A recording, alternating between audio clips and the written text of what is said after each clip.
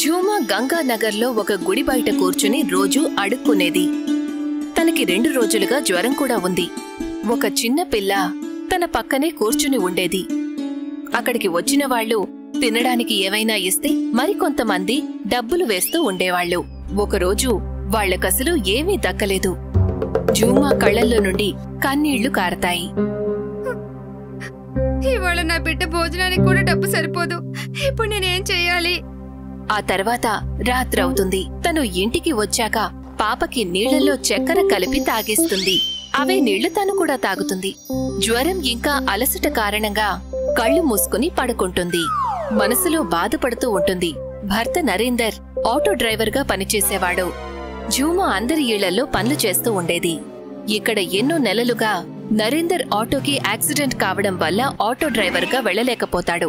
ఇళ్లల్లో పనులు చేస్తూ అతి కష్టం మీద 2000 వచ్చేది. అత్తగారి ఆరోగ్యం పాడవడం వల్ల ఆమెను కూడా చూసుకోవాల్సి వచ్చేది. అత్తగారు ప్రతిక్షణం తన పనులకు అడ్డుపడుతూనే ఉండేది. నా కొడుకు రాత్రి పగలు మంచార పడి బాధపడుతున్నాడు, కానీ నువ్వు రోజంతా బయట షికార్లు కొట్టి తిరిగి వస్తున్నావు. అత్తయ్య, ఇంటి పనులన్నీ చేసిన తర్వాతే వెళ్తున్నాను. మిమ్మల్ని మీ కొడుకుని చూసుకోవడంలో ఏదైనా లోటు వస్తే చెప్పండి. పాపని కూడా పడుకోబెట్టే కదా వెళ్తున్నాను. కొంత డబ్బైనా దక్కితేనే ఇల్లు గడవడం సాధ్యమవుతుంది. అవును, నీకింట్లో కాళ్ళు నిలవడం లేదని చెప్పు. డబ్బు మొత్తం నీకే ఇచ్చేవాడు. పొదుపు చేసుంటే ఇవాళ కష్టం ఉండేది కాదు. తన సంపాదనను నువ్వు ఖర్చు చేసేశావు. ఎంత డబ్బు సంపాదించారని నేనంతా ఖర్చు చేయడానికి ఎప్పుడూ మనసు చంపుకునే బతకాల్సి వచ్చేది. అవన్నీ నువ్వు నాతో చెప్పొద్దు. నీ గురించి నాకు తెలుసు. ఝూమా ఇంకేమీ మాట్లాడదు. పని చేసుకుని తిరిగి వచ్చాక వంట చేసేది. నరేంద్రకి, అత్తగారికి భోజనం పెట్టేది. మందులు వేసిన తర్వాత బయటికి బయలుదేరాలనుకునేసరికి, ఇదిగో కోడలా, నా తలకు నూనె రాయి. ఝూమా ఆవిడ తలకి నూనె రాసి మసాజ్ చేస్తుంది. అత్తగారి కఠినమైన మాటలు విని తన మనసు ఎంతో బాధపడుతుంది. ఒకరోజు, ఇవాళ పనికి వెళ్లకు, చాలా వర్షం కురుస్తోంది. ఇంట్లో నేను పని కూడా చేయలేను. ఈ పని కూడా పోయిందంటే ఆ తర్వాత మనం తినడానికి ఉండదు. మీరు నాతో ఎప్పుడు గొడవ పడుతూ ఉంటారు. నేను మీకు ఏం చెప్పగలను? ఝూమా వంట చేస్తుంది. అందరికీ తినిపించి పడుకోవడానికి వెళ్తుంది. అప్పుడే నరేంద్ర, ఏమైంది? ఇవాళ ఏమైనా అయిందా? అమ్మతో ఏమైనా గొడవ జరిగిందా ఏంటి? అదేమైనా కొత్త? మీరు కూడా చూస్తూనే ఉన్నారు కదా. నేను కాలు విరగ్గొట్టుకొని కూర్చున్నాను. మొత్తం బాధ్యతంతా నీ మీదే పడింది. నేను వీలైనంత వరకు అన్ని పనులు చేస్తున్నాను. నా ప్లాస్టర్ని వచ్చే వారమే తీసేస్తానన్నారు. ఏం చేయాలో చూద్దాం. మరుసటి రోజు తను పని నుండి ఇంటికొచ్చేసరికి నరేంద్రకి జ్వరం ఎక్కువగా ఉంటుంది. ఝూమా జ్వరానికి మందు తెస్తుంది. కాని జ్వరం మాత్రం తగ్గదు. తను తల మీద పట్టీ వేస్తుంది. ఆ తర్వాత సాయంత్రానికి జ్వరం తగ్గుతుంది. ఝూమా పడుకోవడానికి వెళ్తుంది. 12 గంటలకు నిద్ర లేచేసరికి అత్తగారు కూర్చుని దగ్గుతూ ఉండడం గమనిస్తుంది. పరిగెత్తుకుంటూ వెళ్లి వీపు మీద రుద్దుతుంది. అంతలో ఆవిడ ఊపిరి ఆగిపోయి ప్రాణాలను వదిలేస్తారు. అత్తగారు అంత త్వరగా వెళ్లిపోతారని వాళ్ళిద్దరూ అసలు కొంచెం కూడా ఊహించలేదు. 2 వారాల తరువాత నరేంద్ర ప్లాస్టర్ తీయించుకోవడానికి వెళ్తాడు. కాని బోన్ అతుక్కోదు. అది విన్నాక అతనికి తల తిరుగుతుంది. ఇంటికి వచ్చి నిద్రపోతాడు. ఝూమా గదిలోకి వెళ్లి చూసేసరికి దుప్పటి కప్పుకుని పడుకునుంటాడు. ఏమైంది? ప్లాస్టర్ తీలేదా? ఇప్పుడు కాదట, 2 వారాల తర్వాత తీసేస్తానన్నారు. భగవంతుడా, ఇదేం పరీక్ష నాకు. ఝూమా, చాలా తలనొప్పిగా ఉంది. కాస్త తలపడతావా? రాత్రి అందరూ నిద్రపోతారు. ఉదయం లేచేసరికి నరేంద్ర మంచం మీద కనిపించడు. తను అన్ని వైపులా వెతుకుతుంది. కాని ఎక్కడా కనిపించడు. రాత్రి కావస్తోంది. ఝూమా ఏడ్చి ఏడ్చి కంగారు పడుతూ ఉంటుంది. వారం రోజులు, తరువాత నెల రోజులు, అలా 6 నెలలు గడుస్తాయి. ఎదురు చూసి చూసి అలసిపోతుంది. తను చేసే పని కూడా వదిలేస్తుంది. తన భర్త కోసం వెతుకుతూ వెతుకుతూ తను గంగానగర్కి చేరుకుంటుంది. అతను ఎక్కడా కనిపించడు. కనీసం తన కూతురు కడుపు నింపడానికైనా ఏదో ఒకటి చెయ్యాల్సిందేగా. అప్పటి నుండి గుడి బయట కూర్చుని అడుక్కోవడం మొదలు పెడుతుంది. ఉదయం లేవడం ఆలస్యం అవుతుంది. వెంటనే పాపనెత్తుకుని గుడి దగ్గరకు పరిగెడుతుంది. ఆ రోజు ఏదో పూజ జరుగుతుంది. చాలా మంది జనం వస్తారు. తను లేవలేని పరిస్థితుల్లో ఉంటుంది. అప్పుడే ఒక బండి వస్తుంది. తను చూసేసరికి బండిలో నుండి నరేంద్ర దిగుతాడు. గుడికి ఎదురుగా నిలబడి అక్కడ ఉన్న బీదవాళ్లందరికీ బట్టలు దుప్పట్లు పంచిపెడతాడు. ఝూమా ఆశ్చర్యంతో రెప్ప వెయ్యకుండా చూస్తూనే ఉంటుంది. నరేంద్ర ఝూమాని చూడగానే మొత్తమన్నీ వదిలేసి తన దగ్గరకు పరిగెత్తుకుంటూ వెళ్తాడు. నువ్వా? నువ్వేంటిక్కడ? నువ్వా? వెళ్ళిపోయి ఇక్కడ నుండి. నేను నీ మొహం కూడా చూడాలనుకోవడం లేదు. నేను ఇన్ని రోజులు ఎలా గడిపానో మిగతా జీవితం కూడా అలాగే గడిపేస్తాను. అలా చెప్పి తను ఏడవడం మొదలు పెడుతుంది. నరేంద్ర ఎదురుగా బట్టలు, దుప్పట్లు తీసుకోవడానికి అందరూ లైన్ కడతారు. పాపని నరేంద్ర ఒళ్ళో కూర్చోబెట్టుకుంటాడు. అతని పక్కనున్న వ్యక్తితో ఇలా అంటాడు, వీటన్నిటినీ పంచేయండి. అరే, నీకు చాలా జ్వరంగా ఉంది. నేను చావనైనా చేస్తాను, కానీ నీతో మాత్రం రాను. నేను చెప్పేది వినకుండా నాకు ఇంత పెద్ద శిక్ష విధించుకు. పద, బండిలో కూర్చొని మాట్లాడుకుందాం. నువ్వు ముందు నేను చెప్పేది వినొచ్చు కదా. జూమా లేచి వెళ్లి అతని కారులో కూర్చుంటుంది. తన కళ్లల్లో నుండి కన్నీళ్లు కారుతూనే ఉంటాయి. ఆ రోజు రాత్రి నేను లేచినప్పుడు నాకు చాలా తలనొప్పిగా అనిపించింది. నేను లేపాను, కానీ నువ్వు చాలా గాఢనిద్రలో ఉన్నావు. ఆ రోజు వర్షం చాలా బాగా కురుస్తుంది. నేను మందుల షాపు నుండి ఏదైనా మందు తీసుకురావాలనుకున్నాను, కానీ దారిలో నాకు బాగా కళ్ళు తిరిగాయి. అక్కడే స్పృహ తప్పి పడిపోయాను. నాకు స్పృహ వచ్చేసరికి నేను గంగానగర్లోని ఒక ఆసుపత్రిలో ఉన్నాను. గంగానగర్కి ఎలా వెళ్లారు? నేను రాత్రంతా అక్కడే పడి ఉన్నాను.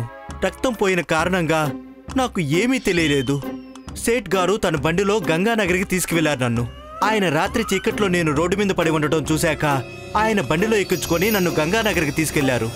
ఎందుకంటే వెనక దారి మొత్తం నీళ్లతో బాగా నిండిపోయి ఉంది కాబట్టి ఆయన ఇంటికి చేరుకోవడం తప్పనిసరి అయింది. ఆయన నన్ను ఆసుపత్రిలో చేర్పించారు. నేను 7-8 నెలలు కోమాలోనే ఉన్నాను. నేను కోమా నుంచి బయటకు వచ్చేసరికి అరవడం మొదలుపెట్టాను. సేట్ గారు నన్ను అదుపు చేశాక నాతో ఇలా అన్నారు, నీ ఇల్లు ఎక్కడుందో చెప్పు బాబూ. నేనిప్పుడు ఎక్కడున్నాను? బాబూ, నువ్వు గంగానగర్లోని ఒక పెద్ద ఆసుపత్రిలో ఉన్నావు. నేను చూసేసరికి నా కాలికి ఉండవలసిన ప్లాస్టర్ తీసేశారు. కానీ మీ ఇద్దరిని కలవడానికి నేను ఆతృత పడ్డాను. 2-3 రోజుల తర్వాత మిమ్మల్ని కలవడానికి వచ్చినప్పుడు ఇంటి యజమాని చెప్పారు, నువ్వు 4 రోజుల క్రితమే ఇల్లు ఖాళీ చేసి వెళ్ళిపోయావని. జుమా, నాకు ప్రాణం పోయినంత పనైంది. నువ్వు నా కోసం ఎందుకు ఎదురు చూడలేదు జుమా?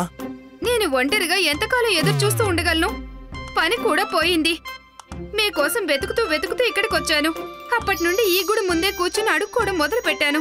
సరే పద, నా దగ్గర ఒక గది ఉంది. సేట్ గారు నాకు ఉద్యోగం కూడా ఇచ్చారు. ఆయన దగ్గర నేను డ్రైవర్గా ఉన్నాను. ఇవాళ ఆయనే ఇదంతా చేయించారు. నన్ను ఆయన ఇక్కడ ఈ బట్టల్ని పంచిపెట్టమని చెప్పారు. ఆయన నిన్ను చూస్తే చాలా సంతోషిస్తారు. ఇక మనకి కష్టకాలం తీరిపోయినట్టే.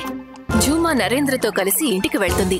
ఇద్దరు ఎంతో కాలం తర్వాత కలుస్తారు. అన్ని విషయాలు మాట్లాడుకుంటూ ఉంటారు. వాళ్ల జీవితంలో సంతోషాలు నిండుతాయి. ఇవాళ రుక్సానా పెళ్లి చేసుకుని తన భర్త రఫీక్ ఇంటికి వస్తోంది. రుక్సానా ఒక అనాథ. తనని తన బాబాయ్ పెంచి పెద్ద చేశారు. ఇక రఫీక్ కుటుంబం వాళ్లల్లో కేవలం ఒక ముసలి తల్లి మాత్రమే ఉండేది. పెళ్లైన తరువాత రుక్సానా చాలా సంతోషంగా ఉంది.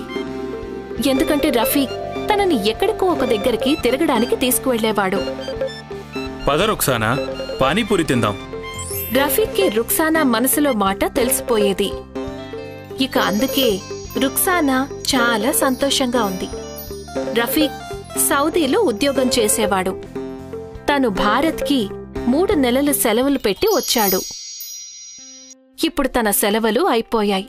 అందుకే రఫీక్ సౌదీ వెళ్లడానికి అన్నీ సర్దుకుంటున్నాడు. ఆఖరికి ఆ రోజు రానే వచ్చింది. ఏ రోజైతే రఫీక్ బయలుదేరాలో రుక్సానా రోజంతా అలా ఏడుస్తూనే ఉంది. ఓసి పిచ్చిదానా, నేనేమైనా శాశ్వతంగా వెళ్ళిపోతున్నానేంటి? 2 ఏళ్ల తర్వాత తిరిగొచ్చేస్తానులే. 2 ఏళ్ల తరువాత 2 ఏళ్లు తెలియకుండానే గడిచిపోయాయి. అమ్మ రుక్సానా, ఎవరిని అలా ఏడుస్తూ పంపకూడదు. ఒకసారి నవ్వు. రుక్సానా తన కళ్ళు తుడుచుకుని ఇక రఫీక్ సౌదీకి బయలుదేరిపోయాడు. 1 నెల రోజుల తరువాత రుక్సానా డాక్టర్ దగ్గరకు వెళ్ళింది. కంగ్రాచులేషన్స్ అమ్మా, నువ్వు తల్లివి కాబోతున్నావు. ఇక రుక్సానా సంతోషానికి అవధులు లేకుండా పోయాయి. తను పరిగెత్తుకుంటూ పీసీఓకి వెళ్ళింది. తను అక్కడి నుండి తన భర్తకి ఫోన్ చేసింది. శుభాకాంక్షలు. ఏంటి? శుభాకాంక్షలు, మీరు తండ్రి కాబోతున్నారు. ఏంటి? ఈ వార్త విని రఫీక్ చాలా సంతోషించాడు. అప్పట్నుండి రుక్సానా అత్తగారు తనను చాలా బాగా చూసుకుంటూ ఉండేది. 9 నెలల తరువాత రుక్సానా ఒక అందమైన ఆడపిల్లకి జన్మనిచ్చింది. అత్తయ్యగారు, ఆయన ఇప్పుడు కూడా రారా? పాపని ఒక్కసారి కూడా చూడరా? తల్లి, నీకేమనిపిస్తోంది? రఫీక్కి తన పాపను చూడాలని అనిపించదా ఏంటి? కాని తన పనే అటువంటిది. మరి తను 2 ఏళ్ల కన్నా ముందు రాలేడు కదా. ఇప్పుడు ఎలాగూ 1 సంవత్సరమే మిగిలుంది. తను త్వరలోనే తిరిగొచ్చేస్తాళ్లే. రుక్సానా కూతురు పుట్టినందుకు చాలా సంతోషంగా ఉంది. కాని రఫీక్ లేనందుకు దిగులుగా కూడా ఉంది. చూస్తూ ఉండగానే 1 సంవత్సరం గడిచిపోయింది. ఇక ఆఖరికి ఆ రోజు కూడా రానే వచ్చింది. రుక్సానా, అమ్మా. మీ అమ్మాయి అచ్చో నీలాగే ఉంది. ఇంతకు నువ్వు తనకి ఏం పేరు పెట్టావు? ఇంకా తనకి పేరు పెట్టలేదు. నువ్వొస్తే నువ్వే పేరు పెడతావని అనుకున్నాం. మేము తన్ని ప్రేమగా మున్ని అని పిలుస్తున్నాం. అయితే సరే. అయితే తన పేరు హీనా. చాలా బావుంది. రఫీక్ తిరిగి రావడంతో రుక్సానా చాలా సంతోషంగా ఉంది. ఈసారి రఫీక్ తన భార్యతో పాటు తన కూతుర్ని కూడా తిరగడానికి తీసుకువెళ్లాడు. కాని ఈసారి ఈ సంతోషం చాలా ఎక్కువసేపుంది. 2 నెలల తరువాత రఫీక్ తిరిగి వెళ్లాల్సొచ్చింది. మళ్లీ ఒకసారి రుక్సానా కళ్లల్లో నీళ్లు వచ్చాయి. కాని తనని తాను సర్దుకుంది. కొన్ని నెలల తరువాత మళ్లీ ఒకసారి డాక్టర్ రుక్సానాకి శుభవార్త చెప్పారు. ఈసారి తను పీసీఓ నుండి రఫీక్కి ఫోన్ చేసినప్పుడు, సలాం వలైకుం, నేను రఫీక్తో మాట్లాడొచ్చా? అమ్మా, ఆ పేరుగలతను ఇప్పుడిక్కడ లేరమ్మా. అయితే మీరు చెప్పగలరా అతను ఎప్పుడొస్తారో? ఆయన ఈ కంపెనీలో మానేశారు. ఇప్పుడు అతను ఎక్కడ పనిచేస్తున్నారో మాకెవ్వరికీ తెలీదమ్మా. ఏంటి అని రుక్సానా ఫోన్ కట్ చేసింది. కాని తనకి దిగులు పట్టుకుంది. తను తన అత్తగారి దగ్గరికి వెళ్లి ఏడవటం మొదలుపెట్టింది. నువ్వేమీ దిగులు పడకమ్మా. తనే మనకి ఫోన్ చేస్తాడు కదా. కానీ అతని ఉద్యోగం ఇలా కూడా జరుగుంటుందేమో. తనకింకా మంచి ఉద్యోగం దొరకొచ్చేమో. ఎందుకలా ఊరికే ఏడ్చి ఆరోగ్యం పాడు చేసుకుంటావ్? అత్తగారి మాటలు విని రుక్సానా ఏడవటం ఆపేసింది. తను రఫీక్ ఫోన్ కోసం ఎదురు చూడ్డం మొదలుపెట్టింది. ఎన్నో నెలలు గడిచిపోయాయి. రఫీక్ గురించి ఏ జాడా తెలీలేదు. ఇప్పుడు అత్తగారు కూడా దిగులు పడింది. ఇది చాలా విచిత్రంగా ఉందే. కనీసం తను నెలకొకసారైనా ఫోన్ చేసుండేవాడు. రుక్సానా ఎన్నోసార్లు రఫీక్ పాత కంపెనీకి ఫోన్ చేసేది. కాని తనకి ఈ విషయం తెలీలేదు. రుక్సానాకి రెండోసారి కూడా కూతురు పుట్టింది. రుక్సానా దాంతో చాలా సంతోషంగా ఉంది. కాని రఫీక్ జాడ తెలియకపోవడంతో బాధగా ఉంది. చూస్తూ ఉండగానే 1 సంవత్సరం గడిచిపోయింది. రఫీక్ ఫోను రాలేదు, మనీ ఆర్డర్ కూడా రాలేదు. అత్తయ్యగారు, ఇప్పుడు డబ్బులు కూడా అయిపోయాయి. నేను కూడా దాని గురించి ఆలోచిస్తున్నాను. ఇప్పుడు ఇల్లు ఎలా గడుస్తుంది? నేనేమైనా ఉద్యోగం చేయనా? నీ కూతురు చాలా చిన్నపిల్ల. నువ్వు లేకపోతే అసలుండలేదు. నేనే ఏదో ఒక పని వెతుక్కుంటా. లేదత్తయ్యగారు, మనం ఎలాంటి పనులు చూసుకోవాలి అంటే అవి మనం ఇంట్లోనే ఉండి చేసుకునేలాగా. కాని అటువంటిదేముంది? ఇద్దరూ ఆలోచనలో పడ్డారు. అత్తయ్యగారు, నేను చాలా బాగా మెహందీ పెట్టగలను. నేను పెడితే రంగు కూడా బాగా పండుతుందట. అత్తయ్య, మనం మెహందీ తయారు చేసి అమ్ముదామా? మనం ప్రయత్నించి చూడొచ్చు. రుక్సానా అత్తగారు బజారు నుండి గోరింటాకు కొనుక్కొని వచ్చింది. రుక్సానా వాటిని రుబ్బి అందులో కాస్త నీలగిరి తైలాన్ని కలిపి దాన్ని మెహందీ కోనుల్లో నింపడం మొదలుపెట్టింది. ఆ మెహందీ కోన్లు రెడీ అయ్యాక తన అత్తగారు వాటిని బజార్లో ఒక దుకాణంలో అమ్మడానికి వెళ్ళింది. అప్పట్నుండి వాళ్లకి అదే సంపాదనకి మార్గం అయ్యింది. రుక్సానా మెహందీని తయారు చేస్తే అత్తగారు వాటిని అమ్మేది. గత 15 ఏళ్లుగా రుక్సానా ఇంకా తన అత్తగారు ఇదే పని చేస్తూ ఉన్నారు. కాని రఫీక్ గురించి ఇప్పటికీ ఏ సంగతి తెలీలేదు.